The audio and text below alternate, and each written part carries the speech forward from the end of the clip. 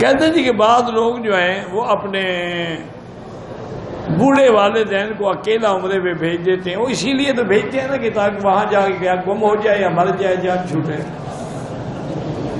وہ کہ محبت سے تھوڑا بھیجتے ہیں. محبت سے بھیجیں تو ساتھ نہ آئے خدمت کے لیے. وہ اپنا بوجھ اتارنے کے لیے بھیجتے ہیں کہ انشاءاللہ طواف میں صفا مروہ میں سنگ مرمر لگا ہوا ہے, کہیں پھسلے گا مر جائے گا جان چھوٹے. بالکل گناہ گار ماں باپ کو بھیج رہے ہیں. وہ بھی بوڑھے ہیں, وہ معذور ہیں, ان کے ساتھ ہو. ان کی بھی غلطی ہے کہ تم نے جوانی میں عمرہ اور حج کیوں نہیں کیا. تمہیں بھی تو اب قبر آئے پاؤں لٹکائے تو تمہیں یاد آیا مکہ مدینہ. مرنے والے نے اپنی پہلی بیوی سے شادی کی تھی, اس سے جو اولاد لڑکی ہوئی وہ مرنے والے کے نطفے سے پیدا نہیں ہوئی. مرنے والے کے نطفے سے پیدا نہیں ہوئی. پہلے تو ڈی این اے ٹیسٹ کرا لینا کہ حقیقت اس کی بیٹی ہے یا جھوٹ بول رہا. تیسری بات یہ ہے کہ نہ بھی پیدا ہو, الولد للفراش ہے, اسی کی بیٹی سمجھی جائے گی, جائیداد لے گی جس کے نکاح میں پیدا ہو. ایک آدمی نے دوسری شادی خفیہ طور پہ کی ہے جس سے نہ لڑکی کے گھر والے خبردار ہیں نہ آدمی کے گھر والے. نکاح چند گواہوں کی موجودگی میں ہوا ہے.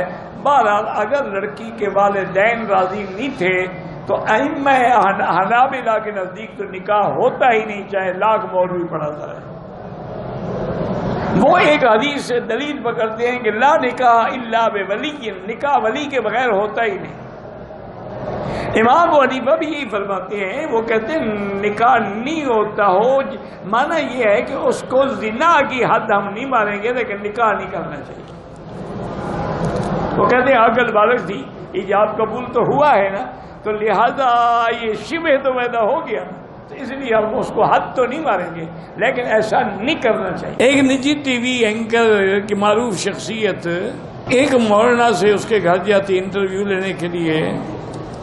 وہ عورت باپردہ نہیں ہوتی. بہر ایسی عورتوں کو علماء کو چاہیے کہ انٹرویو نہ دیں, کیونکہ غیر محرم کے ساتھ بیٹھنا, اس کو دیکھنا, اس سے بات کرنا یہ شریعت میں جائز نہیں ہے. گو آج کل مولوی پریشان ہوتے ہیں کہ اگر ہم نے ایسا کیا تو کہیں گے یہ بڑے تنگ نظر لوگ ہیں, تو اس لیے ہماری اور لیکن ہونے دے مخالفت, اللہ راضی رہے.